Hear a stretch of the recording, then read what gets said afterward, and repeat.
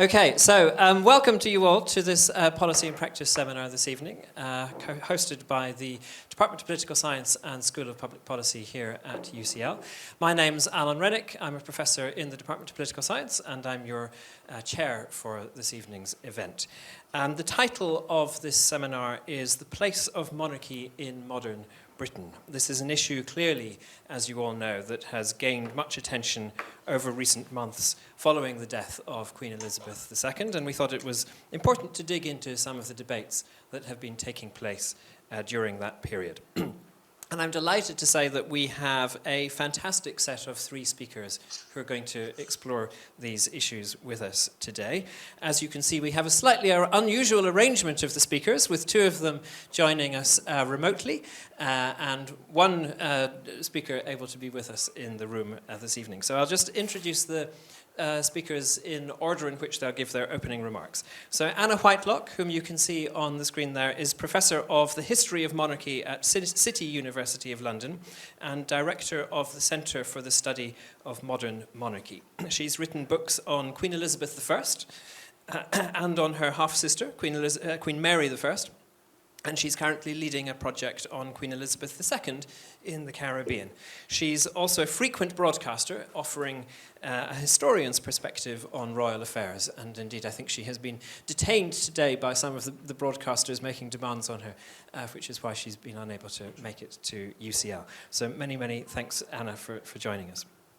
Our second speaker will be Bob Morris, who is also on the screen.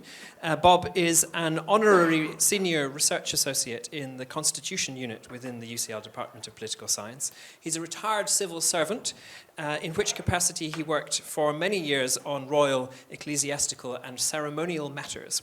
And in recent years, he has worked on a series of reports with the Constitution Unit and its founding director, Professor Robert Hazel. Most recently, two reports on coronation ceremonies and on the various oaths that a new monarch is required to take.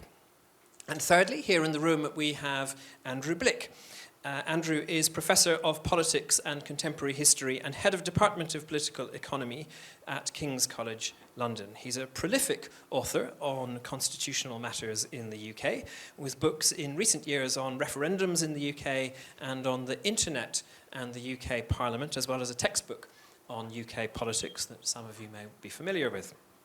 So, those are our three wonderful speakers. The format for this event will be that each speaker will offer some opening remarks of 5 minutes or so. So I think unless anyone has changed their plans, Anna will be talking on public attitudes to the monarchy, past and present. Bob will look at the contemporary value of monarchy in a democracy, such as the UK. And then Andrew will ask, is the monarchy effective as a constitutional safeguard? So after those introductory remarks, then we'll have a bit of a panel discussion for around 20 minutes among ourselves, and then we'll make sure there's lots of time for your questions. So do be thinking about what questions you might like to put to the panel as you are listening.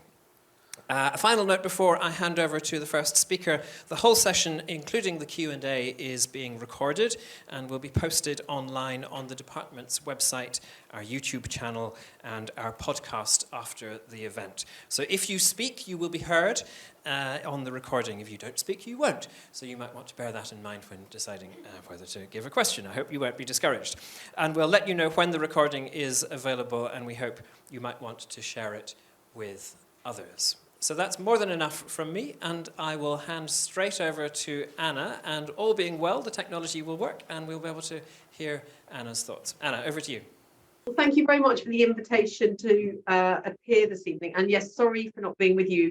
I got detained talking to Clive Murray about the current monarchy row that's all over the media, of course, Lady Susan Huss's racist remarks. I'm going to offer a few thoughts about popular attitudes to monarchy, just as sort of starters for 10, and then hopefully we can pick it up in our conversation. I think one of the sort of backdrops to what we're going to be discussing tonight is, of course, Walter Bagehot's The English Constitution and his reflections on the monarchy, which was written during the reign of Queen Victoria. And we'll return to his thinking on monarchy. But I did want to sort of pick up and start my sort of remarks about popular attitudes to the reign of Queen Victoria, because it was there that we saw a transition to the more modern constitutional ceremonial monarchy that we have today. And I think it is interesting to compare the monarchy, popular attitudes to it between the reigns of Queen Victoria and Queen Elizabeth, both long reigns, of course, both reigns of women, both reigns of women who were young queens and then became older women, both of whom, of course, married and had significant husbands who played a significant role, and of course, wider families. And I think we can see through comparing those two reigns some sort of motifs that we might want to return to about what's informing popular attitudes. Now, of course, Queen Victoria was pretty popular on her accession, not least because she came to the throne after the excesses of her Hanoverian uncles. And one of the things that we see in play early in Victoria's reign and then throughout it is the role of print media. And media is something that, of course, is absolutely fundamental to our discussion. How the monarchy is mediated, how it engages with its people, the extent to which it is critiqued or otherwise. And certainly the growth of print culture really was a factor within Elizabeth's reign, both to amplify popular support for her and at times, of course, to push back on her. Now, Victoria, like Elizabeth II, oversaw significant changes in the monarchy during Victoria's reign, from a sort of theoretical absolute monarchy to a much more constitutionally limited monarchy that we recognise today. I think one of the couple of thoughts before I sort of move on to Elizabeth that I want to sort of think about is, first of all, yes, so the role of the media. Secondly, how both queens were sort of undone in terms of popular attitudes by untimely deaths. Victoria, of course, withdrew after the death of Prince Albert in 1861. And it was there that she really did, come up against popular hostility to this sense of this absent queen. She, of course, withdrew from public events, public engagements for 10 years. And it was only when her son beat a severe illness in 1871 that she re-emerged, at that point realizing that she needed to engage again with the public. And she did, in that sense, have a kind of deft political sense of the need to modernize the monarchy, and also then finally be seen again. But it was that being out of step with popular opinion by not being seen was really important. And also, of course, the importance of the monarchy during that period as moving into this sphere of sort of support for charitable causes, civic engagement work, and so on.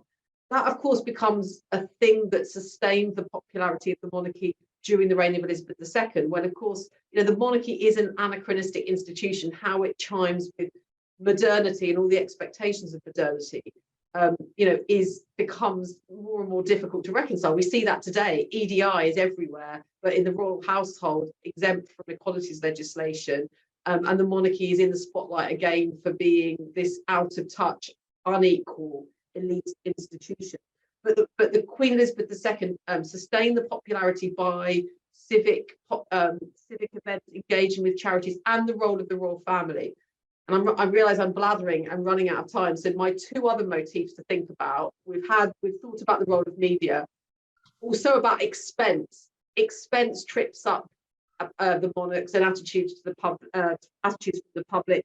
It was an issue during Victoria's reign. Lots of hangers-on. It was costing a lot of money. There was Sir Charles Dilke in 1871 talked about the cost of the crown. He did the cost of the crown speech, really saying that the royal family, there was just too many of them. And of course, in Elizabeth II's reign, we saw the transition from the civil list to the sovereign grant, a sense that there were too many hangers-on. So money, media, and the final sort of motif to think about is the role of the royal family. They can be a great asset that sustains popularity, and particularly, of course, they give us royal weddings and royal births, which are absolutely fundamental to reinforcing the bonds between the people and the monarchy and sustaining popularity. But if you have dissolute members of the royal family who go off message, that can really scupper the popular position of the monarchy. And finally, the need to be actively present as monarch. Disappearing for a long time, it doesn't really cut it. You've got to be seen to be believed. You've got to be doing your job. Sorry, I know I went on a bit, Alan. No, that was fantastic. Thank you so much, Anna. That's a great start. And I should just explain, by the way, for everyone who's in the room, that Anna and Robert and Bob can see only this little corner of the room. They can't see you, so that's why I'm hiding away in the corner. It's not you. It's just that they need to be able to see me. Anna and Bob, I can assure you have a rapt audience listening to what you said. Bob, straight over to you. Right. I shall start from the point that our polity, however we care to label it, is in essence a republic, but with an hereditary head of state. The question thus becomes, what value, if any, does the monarchy bring to our republic now? Much influenced by the comparative study of the 8 current European monarchies, co-edited by Robert and myself, published in 2020, I shall offer the following 5 possibilities for consideration. First, the importance of impartiality. Hereditary means that no partisan politician can succeed to the headship. Monarchy itself can reach parts of society which would not welcome politicians. No politician could have spoken as the late Queen did about the threat of COVID.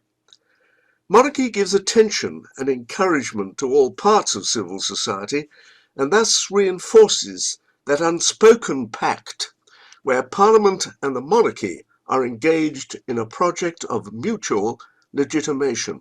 The key is political impartiality and lack of political power. Second, a focus of loyalty. The military swear oaths of loyalty to the crown, not to the government of the day. The significance of the queue winding from Southwark Park to the lying-in state of the late Queen at Westminster Hall can be read in various ways. It was certainly some instinctive coming together, a recognition of our own mortality, a marker of national survival. Remember that the monarchy is one of the few institutions in our union state that stretches to the whole of the society. Thirdly, a signifier of continuity. Monarchy brings a family to public life. As Bagehot pointed out, a princely wedding is a brilliant addition of a universal fact, and as such it rivets mankind. People of all ages can identify with royal family members of their own generation, and moreover, perhaps be enabled, to some extent, the more easily in their own way, to identify with the current political system. By definition, tenure does not depend upon fixed limited terms. Presidents will always be old and not stay too long. Monarchs do not have to be old, can bring glamour and be more lasting. Fourth, magic and mystery. Bagehot pointed to its importance, but nowadays all that has probably gone. Whereas noticeable minorities of 30 and 34% could be found in the 1950s, who believed that the Queen was chosen by God, in the world of unbelief shown in the 2021 census results for religion published this week, it's impossible to believe that anything even approaching such numbers could be found today. On the other hand, it may still be possible to distinguish celebrity, on the one hand, from royalty on the other, in the sense that the latter's role, royalties, is to draw attention to the social value of the work of others, whereas the function of celebrity is to draw attention only to yourself. Fifth, the constitutional long stop. Commentators have long held that the monarchy retains such powers, but seem to have been coy about explaining their extent and the circumstances when they can be deployed in action.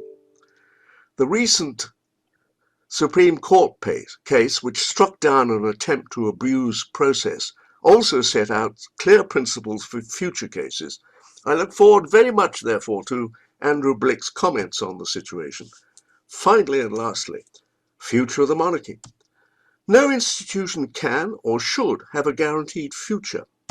Polls suggest that there has been declining popular estimation of the importance of the monarchy, and whether it is possible to expect that Britain will still have a monarchy in 100 years' time. The youngest group polled, the 18 to 24-year-olds, are the least likely, although equally divided on the question, to support monarchy.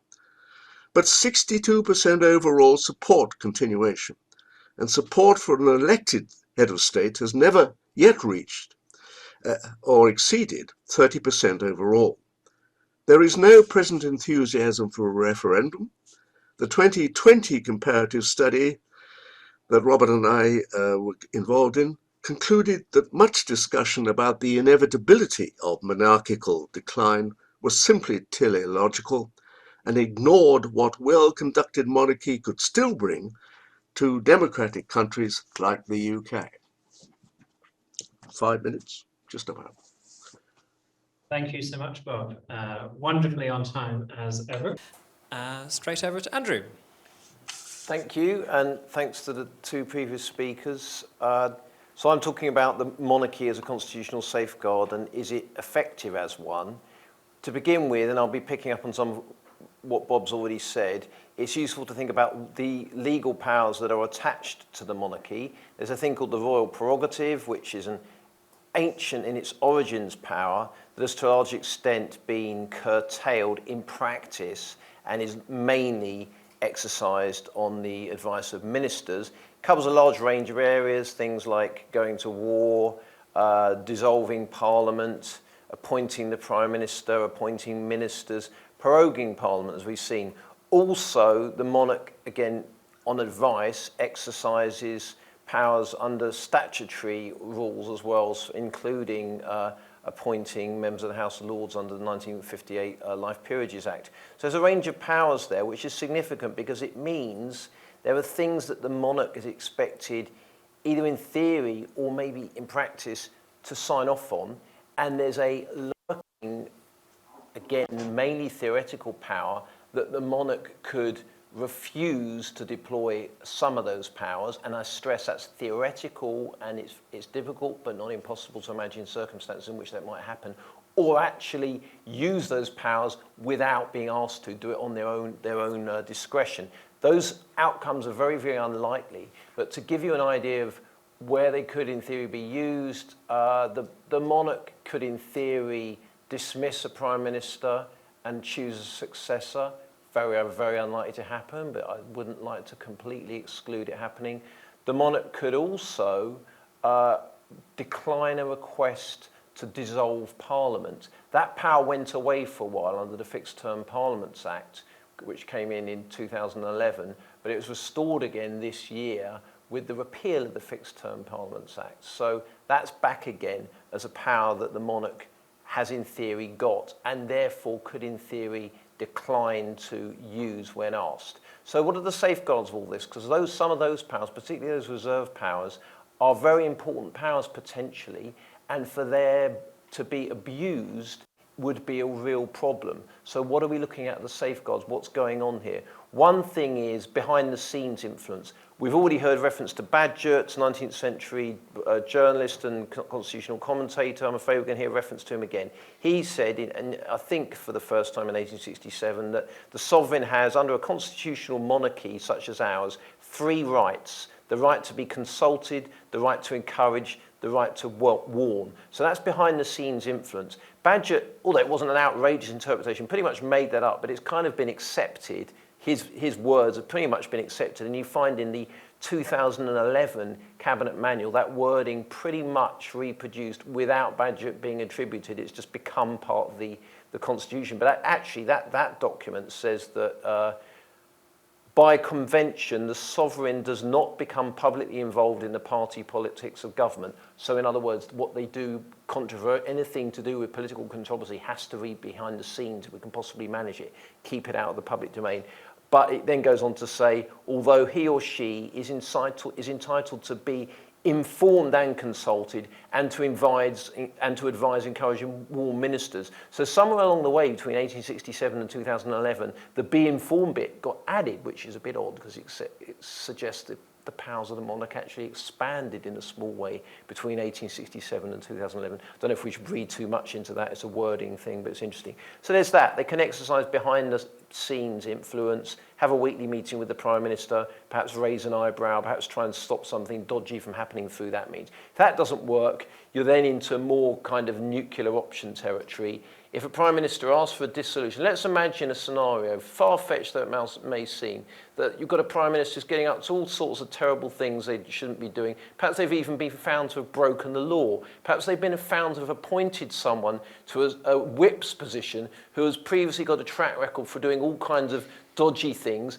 and they claim they knew nothing about it when it gets exposed. Let's imagine that scenario. And then finally their party finally gets together the willpower to try and get rid of them. They'll start resigning from cabinet. And that Prime Minister still won't go, and he keeps finding more people to appoint to the new posts. And it's getting to a very tricky scenario. And the Prime Minister gets an idea in his head to try and frighten my party into not getting rid of me. I'm going to threaten them with a general election. And I'm going to ask then, let's imagine it was still a Queen at that point, for a general election. And then that will show them they're not going to get rid of me because they're going to lose the election. I'll take the whole thing down. That then puts the monarch in a very, very, very tricky position. Does the monarch refuse that dissolution? That's difficult, but equally it's difficult to agree to it. So let's imagine it happened. What happened? So it shows, and in fact, that Prime Minister, the one I'm alluding to, did actually appear in front of a liaison committee of the House of Commons while that was all going on. And when pressed on whether or not they would respect some kind of rules around that, some kind of conventions around that, it was very, very difficult to pin down, but it didn't happen. We don't know exactly why it didn't happen, but it didn't happen. So there's a problem there. Can they actually refuse to do something? And also, can they exercise the power to get rid of a Prime Minister in that scenario? Again, very tricky. In the end, it didn't have to happen, but it's not so much of a fantasy. We used to toy with that scenario very much as a theoretical thing. We could see it could come about. And then the final thing is that, as Bob alluded to, what happens if a Prime Minister does ask for something that looks a bit dodgy and gets it in the form of a prorogation of Parliament that appears to be intended to frustrate Parliament in performing one of its key constitutional functions, namely holding the government to account, which is what happens in 2019. Well, on that occasion, it went to the court. The court sorted it out. But courts don't really want to be in that position, and they get criticised when they're in that position and blamed for what they're doing. But really, the problem there was this Prime Minister again. So I think the answer to all of that is the monarchy, with the support of conventions, behind-the-scenes influence, can be a safeguard, but it does require having people in positions of power who are actually going to behave themselves. And if they're not, it requires other people other than the monarch to actually step in and make them behave themselves. That may even be the courts, but that's all a bit tricky. So that there are some problems there. It points to getting the right people in positions of power. Terrific. Thank you, Andrew. So we have had our 3 opening contributions, and we'll turn to questions from you, the audience, in a little bit. But before we get there, I'll put some questions to our panelists and encourage some discussion among them. But do be thinking about what questions you might like to ask. So all 3 speakers have mentioned Walter Bagehot, the 19th century journalist who wrote one of the most famous books about the UK Constitution, though he called it the English Constitution. And in that book, he distinguished between 2 parts of the Constitution, so-called efficient parts of the Constitution and dignified parts of the Constitution. So the efficient parts are the bits that actually do the work of governing us. And the efficient parts are often thought of when we talk about Bagehot as though they're the bits that just don't really matter. But actually, Bagehot wasn't arguing that they don't really matter. He was arguing that they have a fundamentally important role, which is to kind of bind people into the constitutional system and give them a sense of attachment and loyalty to the constitutional system, which he saw as being incredibly important for a well-functioning democracy. And I guess Anna and Bob, you were both, I think, suggesting that this dignified role, this role in encouraging a sense of attachment to the constitutional system does still matter. Anna, you talked about the weddings and the births and these sorts of symbolic things, and Bob, similarly, you talked about the loyalty as an aspect of what the monarchy brings to the constitutional system. Can I ask each of you just to expand a bit on this thought? To what degree does the monarchy in the UK today still perform this dignified role that Bagehot identified? Anna, do you want to go first? Yeah, well, I mean, I could cheekily say that I'm not sure the government would say, could claim the mantle of being efficient these days. But the question is on the monarchy and dignified. I think one thing that's important to note is we've seen in recent years the very deliberate promotion, as described on the monarchy's website, of the monarchy or the monarch as both head of state but also head of nation. And that's something that sort of picks up this sense in Bagehot, really, that it's this kind of binding together role that the monarch plays. I mean, I think we saw that personified and embodied in many ways by the late Queen. For example, in those words that she said during COVID, we will all meet again. And I think even in advance of that speech, people were kind of anticipating that she might say something, that she might deliver a speech. It was as if she was looked to as a spokesperson for the nation. I think there is this sense that she managed to make that role very, yes, dignified, but also meaningful, that there were the kind of flipperies that Bagehot describes, and there was the sense of the importance of royal weddings and so on.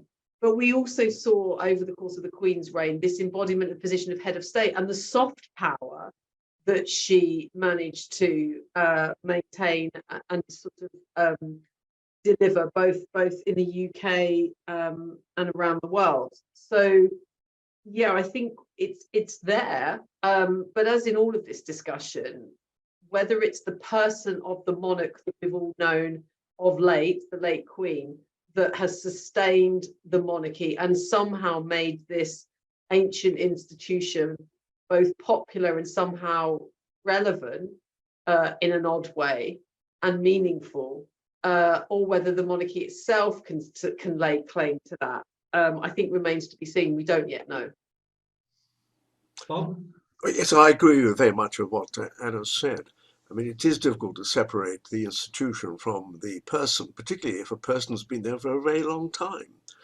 And the new king suffers from the fact that we know quite a lot about him. Whereas the Queen, of course, benefited from the fact we knew absolutely nothing about her at all, pretty well, when she came to the throne at the age of 26.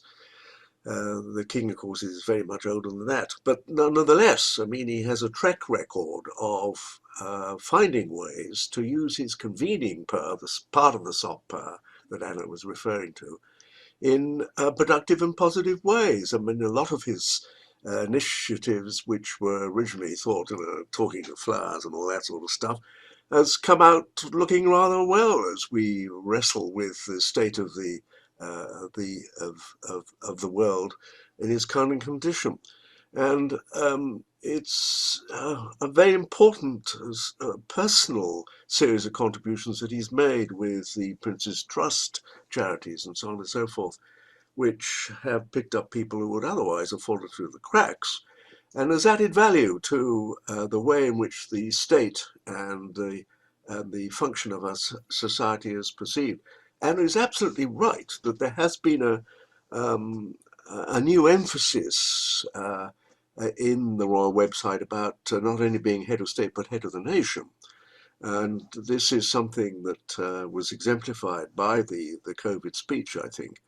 And to compare that with, for example, Macron's performance, or you read some of the French versions of commentary on that, and you see the benefit of somebody who's been in office for a long time, doesn't have any political irons in the fire, as it were, but can reflect in an impartial way on the state of the nation, which, of course, a monarch over a period of time gets to know fairly well by the diligent attention that they give to social activities of various kinds and which support the nature of our democracy. So they so far, I think, found ways of remaining relevant in a much larger population. I mean, we're now 68, 69 million people in a union state which has some problems at the moment. The earth is moving a little in some areas. And the monarchy has become even more important, I think, as a UK-wide institution in this way, if it can keep its balance and keep being useful. Anna, you wanted to come back quickly? You were still muted, Anna. I am sorry. Yeah, I was just going to make. I mean, the Alan might want to come in first. I was just going to make a point that I think there is an argument, and certainly I've heard it discussing this question with young people, that actually they want a more vocal head of state / head of nation. And actually the old kind of argument that, never not saying a word, staying above the political fray, being warning and advising and guiding behind the scenes. And, the Queen clearly played that constitutional role to the letter. But younger people have said to me, actually, we want a head of state that speaks out on issues like the environment and racism. And the idea that you have a platform like the monarch does, but don't use it and don't say things about things like that, is just very hard to justify. And ironically, of course, I mean, Charles, we know, as Bob said, has a whole range of opinions and also, experience and expertise, particularly around the environment, that is very much for the times. So I think there's a kind of irony that actually, in many ways, people, I think, perhaps would like a more outspoken head of nation, head of state. And Charles could be the man, but at the same time, people, others would say he shouldn't interfere in politics. So it's a fine line to walk, but I think it's an interesting sense of what younger people would look for in a head of state. Yes, perhaps they don't understand the importance of impartiality and the way in which the monarchy therefore has to negotiate very carefully amongst a series of politically very sensitive subjects. But some people would say, I'm sure Alan wants to come in, that things around the racism and the environment, those are not impartial matters, and therefore they should have a very clear position that they should be able to speak out on. Sorry, Alan, you probably want to come in. Yes, I should let Andrew come in. And I mean, this point, Andrew, relates quite interestingly to what you were talking about, because you, in a sense, were not talking about the dignified part of the Constitution. You were talking about the monarch's efficient role, which is to provide a backstop within the constitutional order against abuse of power by our elected politicians. And I guess the point that you were making is really the point that Anna's making there as well, that if we have a monarch who has to not have any power and has to be impartial in this way, then they can't perform the backstop function, just as Anna's suggesting, they can't necessarily perform the function of speaking for the sorts of issues that many people would like the monarch to speak for. So is it the case that actually having a monarch prevents us from having a head of state who can perform an effective, efficient function within the constitutional system? Well, that's a good point, and I think the efficient, dignified distinction is useful, but I think most parts of the Constitution need to perform both functions, but perhaps to varying extents. I mean, Parliament has all kinds of ceremonies, people in funny outfits walking around it, that kind of thing, but it's also an efficient body, that's an example. The Prime Minister has, performed some of the dignified stuff and efficient stuff, and obviously maybe the extent to which all those different institutions do it varies, but they all do it, and the monarchy does have, as you said, this efficient role, but there are limits to how actively it can play it because it doesn't have democratic legitimacy, and that is a fundamental limitation on it. And if you did get a monarch who was saying things that many of us may well agree with on subjects, they would nonetheless be playing a constitutionally dangerous game because, not least because we know we live in a very divisive political environment. And to say things that, again, I guess many in this room would agree with about, for instance, racism or the environment, those are not uncontentious things. And there are people out there, some of whom, and newspapers out there, who traditionally would have been the absolute core base of support for the monarchy, who might not like it.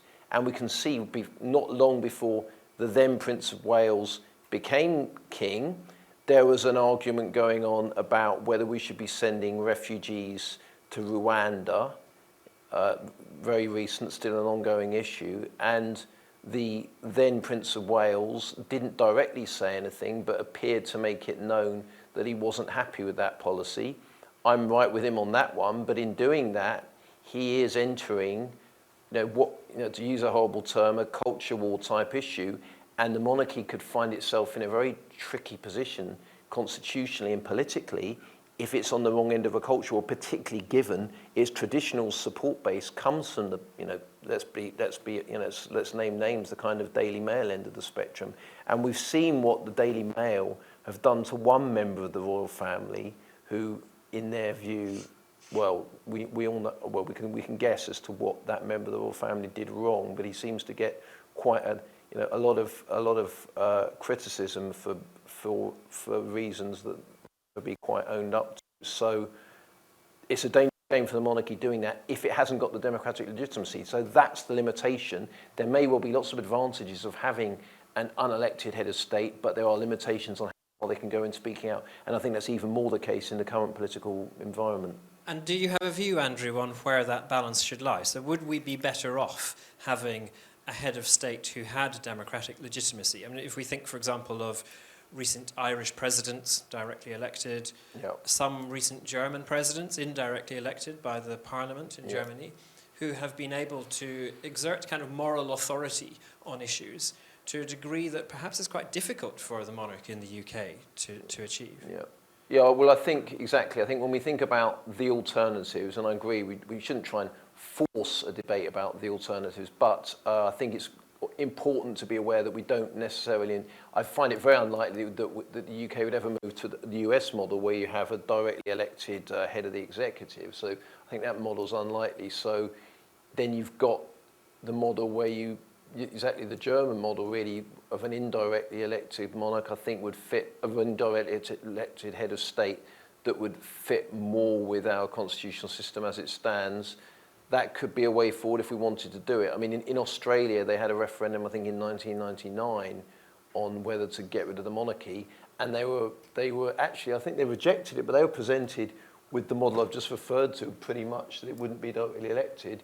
But they didn't seem to want that. They wanted a directly elected one. So whether you'd get the public on board for the idea of someone who they might see as being chosen by politicians, who knows? But I think that could be a good model in the sense of they'd have a bit more legitimacy. There'd be someone maybe with political experience who'd moved on beyond frontline politics and maybe would be able to exercise influence when things got tricky. But no model's perfect and there are weaknesses in every one. But that could be more legitimate. Bob, I think you'll want to defend the monarchy as still having value in our current democratic system. Well, I think the discussion is shown. I mean, the difficulties about the improving, as it were, the elective or the legitimacy of the head of state, whoever he is, whether how selected. I think the Abbé said the last word about this when speaking about a second chamber. I mean, that the problem was if it agreed with the first chamber, then it was redundant. If it disagreed, it was a damn nuisance. And that's a position, I think, of any degree of election legitimacy that you give to a head of state in a democratic constitution where the executive is headed by a rather different figure entirely. I'm not sure that we have collectively, as it were, looked as hard as we should at the roles one could give to a president, however elected. But it's necessary to distinguish, I think, very clearly between an executive president like Macron on the one hand and some kind of indirectly appointed person like the president of the German state, for example, who's there mostly to protect the interests of the lender, the individual federal states, and a monarch like our own. I'm absolutely at one with what has been said about the perils of increasing the legitimacy of the king in our arrangements, because it would always be in potential conflict with the more seriously elective authority, I think, of the executive, which has in one way or another to continue. And we've long gone past the time where the king was not only head of state, but head of the executive as well. Very good. Anna? I think longevity, the longevity of the Queen has in a way, covered a lot of these questions. If we had been in a position where, the fact that they're long livers, it has really helped the cause of monarchy, I think, because it has brought about a sense of stability. And we think about the monarchy as a kind of bastion of stability and continuity, which of course it is, but also that's been enshrined for the last 70 years in one person. And I think in a way the political chopping and changing of prime ministers has to some extent sort of added to the value of a monarchy that has this sense of continuity, succession and stability. I think there's also a sense that we're getting glimpses more and more of the kind of monarchy that will be under William and Catherine, and the way the causes, how they're going to position themselves. And we're seeing that now. And I suppose the virtue or the opportunity for a monarchy is that you see, the apprenticeship of the monarch in waiting played out. We see them sort of they grow up. We grow up with them. They grow up with us. We see, the things that they're going to prioritize. We see how they're developing. And in that sense, they're not an unknown quantity, which, if you were doing having an elected head of state, they might be. And I think Prince, King Charles is a difficult. He does feel like he's a placeholder between a more future style monarchy that we're going to see under William and Catherine. And I think it's worth asking, okay, beyond the kind of role more perhaps overtly in politics, what else would we want in a head of state, a head of nation?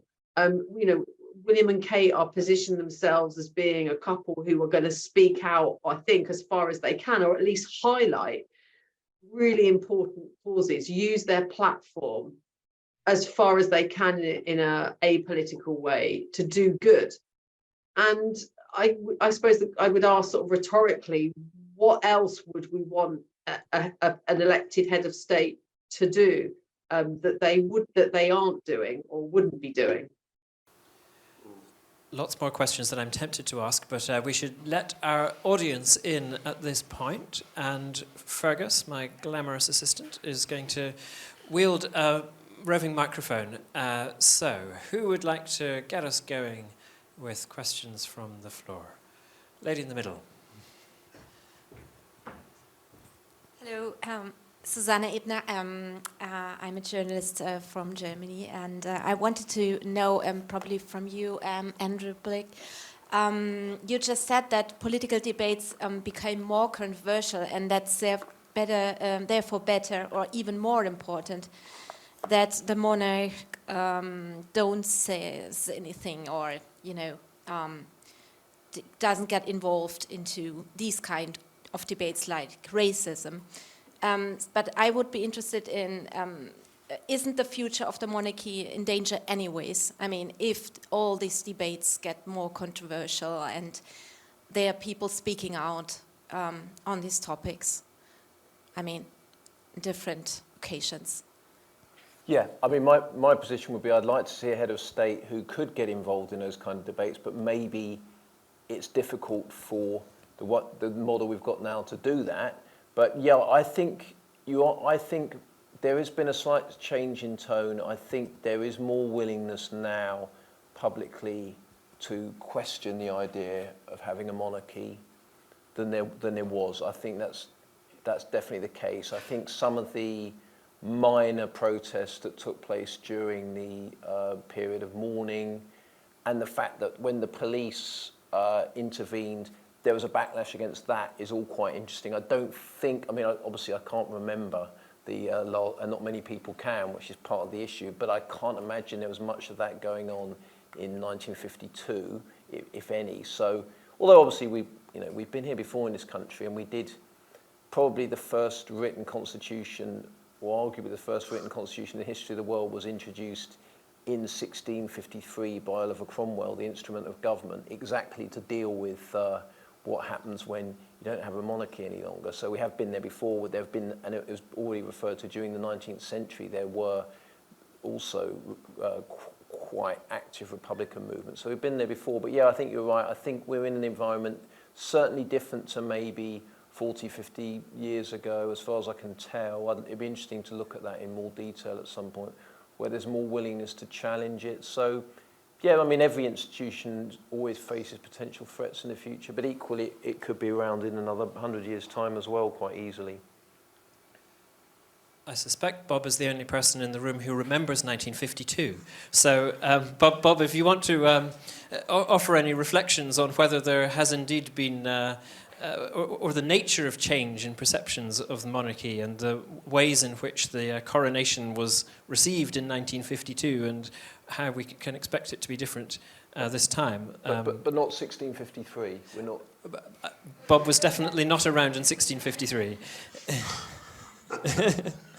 Well, yes, I was. But I mean, of course, there have been enormous changes. I mean, all gentlemen wore hats, for example. My father never went out of the house without wearing a trilby. And he wasn't a particular gent of any kind. It's difficult to understand quite what's been going on. I think we're a much more secular society than we were. And I think we can expect the coronation, which they haven't yet made any detailed announcements about. They're probably arguing the toss at the moment about the character of the coronation that we shall see. And it will have to be very different from the one in 1953. And I don't think there will be a majority of people who think that it's necessarily a celebration where God's grace descends on the monarch. But it is obviously a celebration of an important kind, even though it doesn't make the king. He's the king immediately his mother died. That is the long rule of common law. How to understand these changes is difficult, and whether they should have particular political or constitutional resonances is again something I'm not sure that we do understand. But it is important to, of course, review these systems. And the coronation is an occasion where you can perhaps surface these issues just as we are talking about them today, because it's an event that catches the public imagination for good or ill, and it gives a space in which one can question and review the arrangements that we have. Were there other points? I wasn't sure I caught all of the questioners were putting. Don't worry, we should keep moving along. I did want to put this to Anna, though. So Anna, you might want to respond to Bob's comments there, or you might want to go back to the question. And you were talking about the kind of journey of modernization of the monarchy that we're on. And I wonder if a future King William the Fourth, isn't it, would be more likely to speak out on some of these big social issues that we've been referring to. Yeah, I mean, I couldn't hear the question, but certainly I think, yes, the monarchy is on a journey of modernization, but always it has to balance. And the Queen did a pretty good job of evolving the monarchy, but kind of imperceptibly. You don't sort of notice until you look back that things have changed and evolved a bit. No sudden moves, because otherwise there's a sort of sense that the house of cards might all fall down if you change too much. I mean, I think it's also worth thinking about, and you might have thoughts, the kind of political climate of the discussion around, constitutional change, the role of the House of Lords, and I mean, just the sort of basic realities of how would any significant change to our constitution, to any sort of sense of an elected head of state and the abolition of monarchy even take place? I don't think I can't see any ruling party, well, certainly not the Conservative Party, and I can't see the Labour Party, I think they would have done under Jeremy Corbyn, even have a discussion about the monarchy. So there's not going to be a discussion in the kind of political sphere. So it's a discussion that will take place in the media to some extent, and around at times like the coronation. But I mean, I think there's also a question about how the media are going to engage now with the monarchy going forward. I mean, talking to various commentators and journalists, I mean, the sense of kind of reverential reporting around the monarchy is absolutely crazy. I think that, the monarchy arguably has modernized more than the media has in terms of the attitudes to it. Of course, I'm not talking about social media, but I'm talking about, the mainstream broadcasters. There is very little critique, really, of the monarchy, questioning of the place of the activities of what it's doing. And so until we have a more, and they're all ultimately trying to maintain access to the big events and to keep on side with the palace. So until there's a real sense of the media perhaps thinking about this as a subject that they can really engage with and critique like every other issue, then I think we're kind of stuck in this impasse, really, where it's not going to be discussed politically. It's not going to be really discussed in the mainstream media, except maybe a sort of pundits talking around the coronation, but not in a sustained way. And so where are we really with a sense of how the monarchy can significantly change? I think we just it's left basically to the palace and the monarch themselves to decide the pace of change and what they're going to do. And that may or may not be a good thing. Well, I think a lot will turn on events, catastrophes like the interview of Prince Andrew with Emily Maitlis. I didn't see that the media were holding back in that case, and nor should they have done. And the result has been a reshuffle of the royal family. But that's quite different. I mean, absolutely, interviews like Andrew, absolutely, the media went for it, and they do individual members of the family. But I'm talking about the kind of nuanced consideration by royal editors, like political editors, diplomatic editors, and everybody else who just give space to breathe about. William and Kate, the reports are at the moment they're, doing the Earthshot Prize. There's no sense of any kind of, well, what about them flying over there for this? Or how, should this be dominating certain news agenda? And what else might they be doing? And, is this how we want things? Is this what the priorities that we want, et cetera, et cetera? These events are just reported as happening. There's no analysis, there's no critique. And I think it's just remarkable that this area of public life is unscrutinized, and the media is sort of really meek when it comes to any real analytical, nuanced discussion. Let's go back to the audience for another question. And sorry, Anna and Bob, that you can't hear the questions, but I shall repeat them. I see we have a forest of hands emerging, so let's do a round of 3 questions, and starting with the gentleman just behind Fergus. Hello, I'm Chris. I'm a local resident. You've all talked about the efforts that the monarch goes to resist the temptation to interfere with their ministers' actions. But isn't the flip side of that those ministers end up being given these absolute powers through absolute delegation with almost no formal checks and balances on how they exercise the prerogative powers? Great, thank you. And hands up again. Lady here. Sorry, yes. Yeah. What would you suggest Queen Elizabeth's key accomplishments were during her reign as a monarch? Fantastic, thank you. And here at the front. To go back to this whole Prince Andrew thing, one of the main anti-monarchist arguments, anti-royal family in general arguments that are brought up that I find very difficult to respond and sort of form rebuttals for is all this controversy surrounding certain members of the royal family, and this undermines the idea that they are, in a sense, better than the average person. And if they aren't better than the average person, then why should they be idolized? Why should they be respected, etc. Fantastic, thank you. So let me just repeat those questions so that Anna and Bob can hear them. So the first question was, I think picking up what Andrew had been talking about, that if monarchs resist the temptation to interfere, then that just leaves the elected executive with unchecked power. Then the second question was to ask what were the key accomplishments of Queen Elizabeth II during her reign.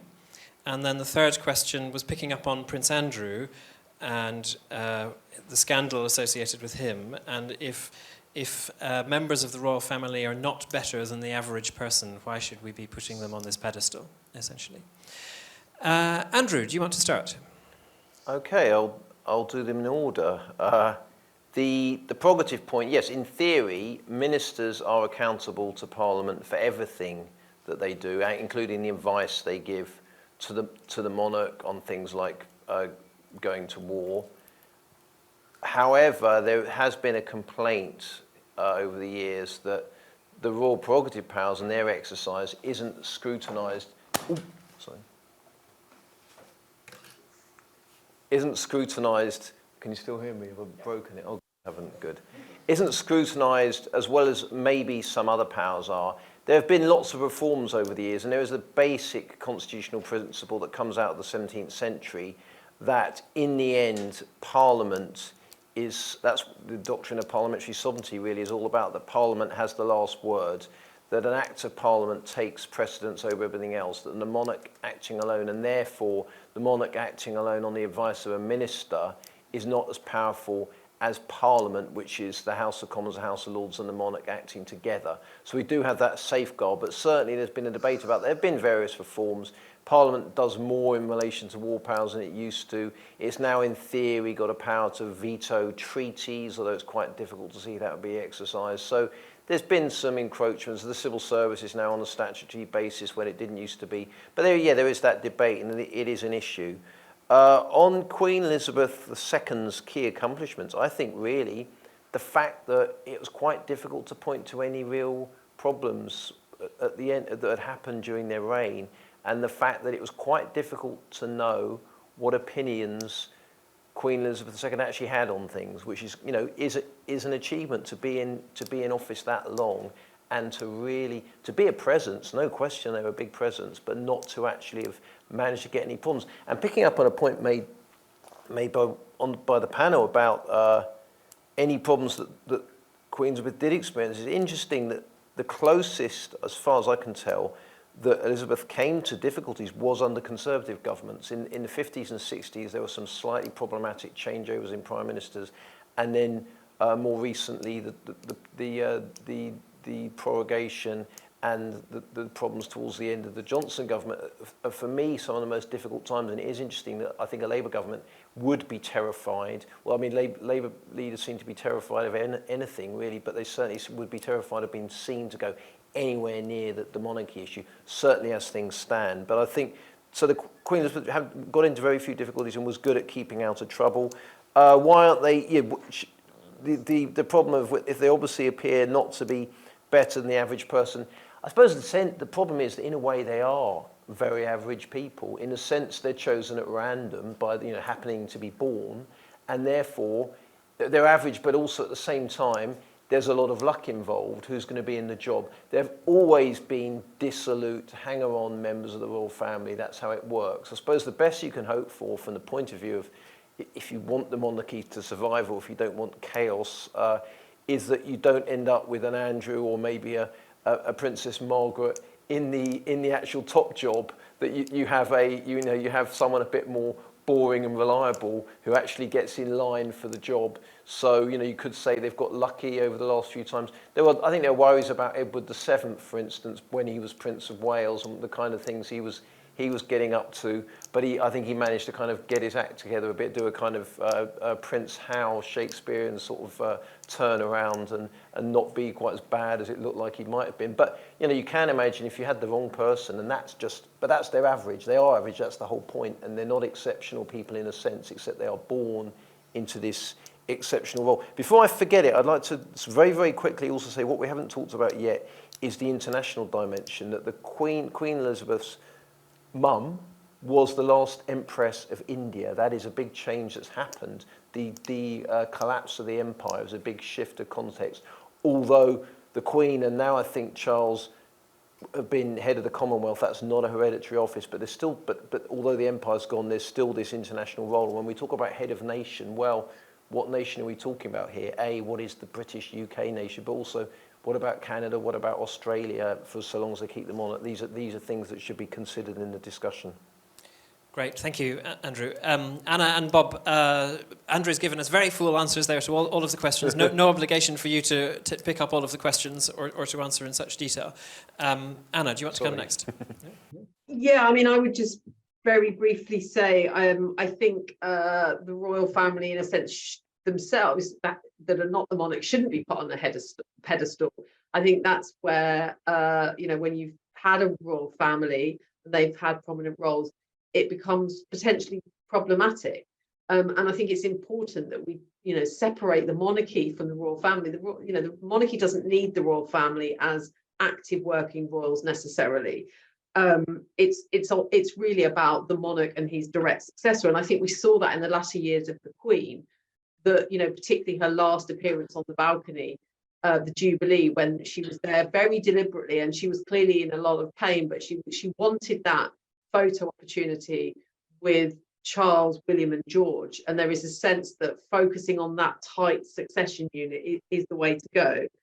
In terms of her achievements, I think it's about having kept the show on the road, and the fact that the monarchy survived and indeed thrived during a period of unprecedented change when the odds were set against it. I mean, changes in media and communication, in hierarchy, attitudes to deference, the equality, diversity, inclusivity agenda, all of these things which in many ways challenge and push against the old values and institution of monarchy. I think the fact that she retained its popularity, I think, is probably her greatest achievement. And also, of course, overseeing generally a kind of peaceful transition to the Commonwealth. Although I think, as we saw in later years, there are really severe rumblings of discontent and towards Britain. The fact that perhaps those didn't erupt more directly and explicitly earlier in her reign, perhaps also is something of her success, that she was somehow seen as a benign conciliatory figure.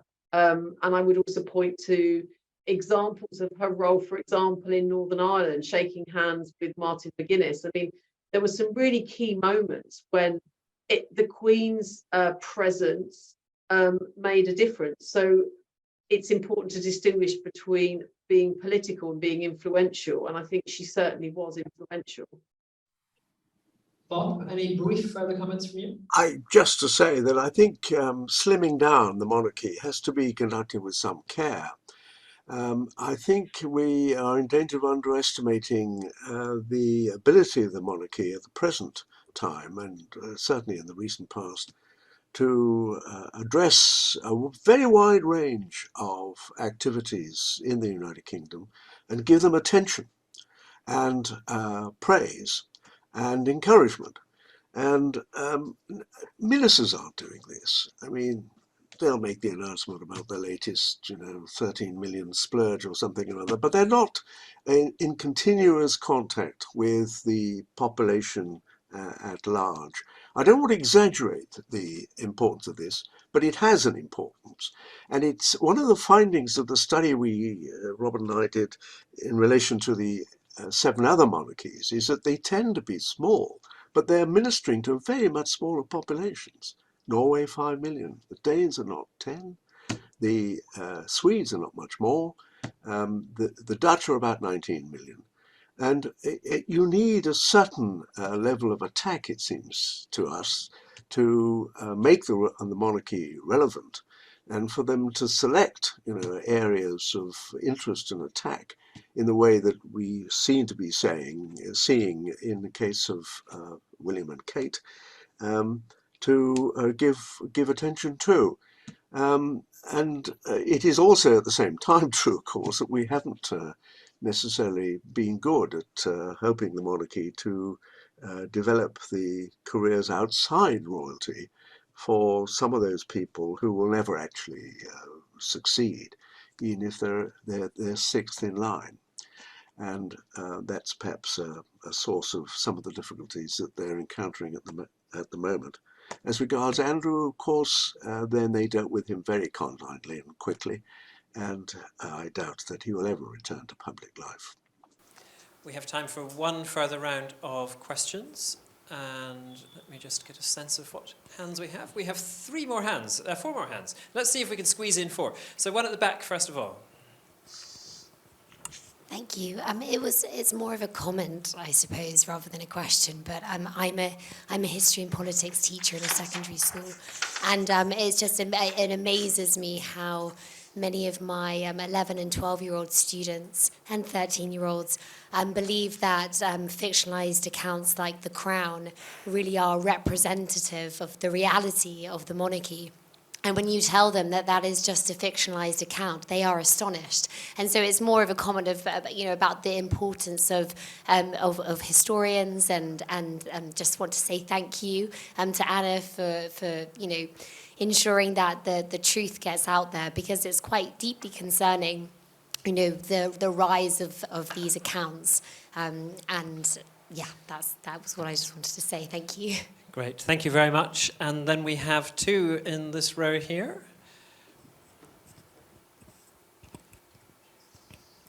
I just wanted to ask about how, I guess, the monarchy in Spain has become quite politicised, especially with Catalonia and the autonomous regions, and thinking about Scotland, Northern Ireland, and to an extent Wales in the Union. How can the monarchy in future avoid such Spanish-style pitfalls? Thank you. My question was about the topic of longevity, because even in republics, so we've seen like now, and the international aspect of longevity, because, for example, in Germany, the ending of Angela Merkel's chancellorship coincided quite closely with Macron's re-election in France, and now we've seen that Macron is kind of emerging as the successor to Angela Merkel in terms of European politics. So I wanted to ask, I guess, how does longevity, having a monarch who rules for a long time affect Britain's position in the world, not just domestically? Thank you very much. And final question here. Thanks. It feels as though, to some extent in recent years, the UK is in a kind of a perpetual state of constitutional almost crisis, and between questions around the monarchy, I mean, things like Brexit, particularly as it applies to Northern Ireland, and then also just the broader state of affairs of the Union. And some comments that Anna made, but also everybody, struck me that in some ways the monarchy is sort of the perfect avatar of this, because it's a system that both can't really be, it's in this sort of perpetual crisis, but also there's no obvious path to how it might be reformed or changed in some meaningful way. And that's obviously connected to the lack of explicit written constitution in the UK. And I'm wondering if you think the British monarchy has any role in actively stabilizing any of this kind of ongoing crisis, or if it's just it's a completely unrelated question. Fantastic, thank you very much. So let me repeat those again for Anna and Bob's benefit. So the first was a comment really on so a teacher commenting that 11 and 12-year-olds often believe that fictionalized accounts such as The Crown is true, and wanting particularly to thank Anna and other historians for doing all the good work of showing what the truth really is. Then we had a question comparing the situation with Spain and pointing out that in Spain the monarchy became quite politicized over Catalonia, and asking whether the UK monarchy might suffer a similar fate given the vociferous tendencies of the Union with Scotland and Northern Ireland. Then third, we had a question about longevity and the degree to which the longevity of monarchs in the UK has an influence upon the UK's place in the world, comparing that with, I guess, the shorter terms of heads of government in other countries. And finally, question pointing out that we seem to be in a state of what the questioner called perpetual constitutional crisis with the monarchy, Brexit, Northern Ireland, and so on, but there's no path to reform. And the question of whether the monarchy has a useful role in stabilizing, providing stability in this context. We have only 5 minutes left. So Anna, Bob and Andrew, please be very selective. Pick up what you want to pick up. Also, you might want to offer any final reflections, but do please keep them limited. And shall we go in the order in which you started? So Anna first. Yeah, I mean, I think in terms of the last question, yes, the monarchy could be, both a sort of stabilizing factor or a kind of bulwark against real change. I think you could look at it in both ways. I think the longevity point, I mean, is an interesting one. I think, the Queen was the most photographed woman, in history. This sort of ubiquity of her image by virtue of her longevity. I mean, she was just known all around the world, and people just regarded or described her as the Queen. She had this just amazing presence, having been around for so long. And there's no doubt that she had real pulling power, and that heads of state from around the world wanted some, time. They wanted to meet this amazing, tiny woman. The first question, was it about fictional accounts of the Crown and the impact they have? I missed it. Is that, yeah? Yes, it was more of a comment, but if you want to offer a quick reflection on the impact, go for it. I mean, I think what's interesting to me is that, younger people who certainly weren't alive for the life or death of Diana, for example, having watched The Crown, have quite strong views about Charles and Camilla, and in a way, it brought those years back into focus, or in terms of being in the sort of public consciousness, and introduced those issues to an audience for the first time. I think the Queen sort of played a blinder by, in a way, resolving the issue of Camilla's position before her death, saying that she would be Queen.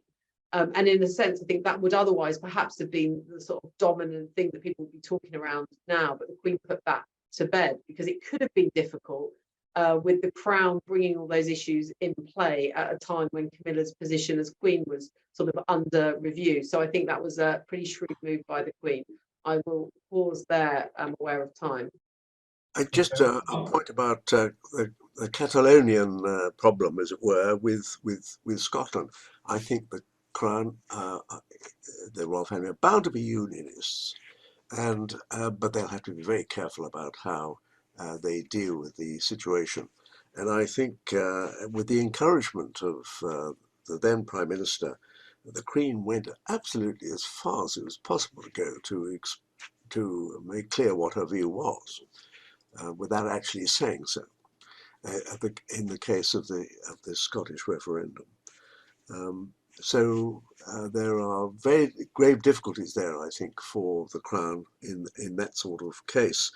And in Spain, I think there is a constitutional requirement that the king should support the boundaries of the state, and perhaps he was caught in a difficult position there. But his more explicit sayings, I think, did certainly damage him in respect of that particular territory. Longevity, well, certainly the face is known and people wish to be associated with her, as it were, but it's difficult to say that it necessarily had a great diplomatic benefit. I mean, the Queen did marvels in helping to elide a transfer from the imperial state, which her father had inherited and which still was in pretty good working order when she did, into the Commonwealth. But her keenness on the Commonwealth was not always shared by her ministers. Thank you very much, Bob. And finally, Andrew.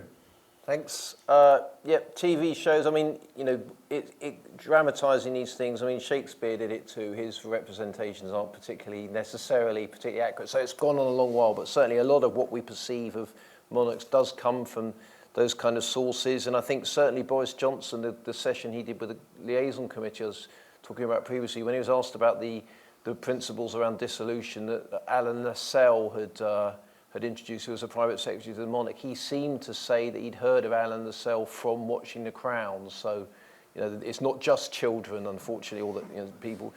On Spain, I think it's interesting that the monarchy's got into difficulty, but let's not forget, in the mid to late 70s, the monarch was absolutely crucial to the transition from the Franco government to a democratic system in the Constitution of 1978. So did perform a really useful function there. May have gone into more difficulties recently, but shows that in certain circumstances, a more supra-political figure can be useful. The kind of ongoing constitutional crisis and the point about imperviousness to change, including the monarchy. Yeah, I mean, the monarchy has changed a lot, but back to my earlier point, when it changes, we're changing the head of state of multiple territories around the world. And I think the 1932 Statute of Westminster requires all those changes to be. So for instance, when they amended the succession rules about 10 years ago, so that there was no longer gender bias in success, so that basically a male or female successor to the throne had equal standing, whoever was born first was equal, they had to get it approved by all of them. And they managed to get that, but you can get yourself into complicated situations with some of them holding out for concession. And of course, perhaps there'll be other changes in the future, and not all those countries will necessarily have the same social values that are in the ascendant in the UK at the time that it happens. So, there could be challenges there, or maybe not. But we still have quite problematic rules of accession still involving religion, for example, to the throne. They're not really in keeping with contemporary values, but I think no one's talking about change yet, as I understand it. And I'll stop there. on longevity, you don't want any more longevity from me. I could very happily continue this conversation all evening. There are so many things to talk about, and you've all been wonderful speakers. Before I ask our audience to join me in thanking the speakers properly, can I just say two things? Firstly, let me remind you about our next Policy and Practice event, which takes place next Thursday, the 8th of December, and that will be looking at how quantitative evidence is used to inform policy making, which types of evidence are most influential, and what obstacles are there to its effective use. So if you'd like to come along to that, you can sign up via our website and Eventbrite. Then secondly, if you don't already, please do follow us on Twitter for so long as it exists, or Instagram. Our handle is UCLSPP, and we announce all of our forthcoming events on there, and you'll also be able to keep up with our latest research. So thank you, audience, for joining us this evening. You've been a fantastic audience, and above all, please do join me in thanking our wonderful speakers.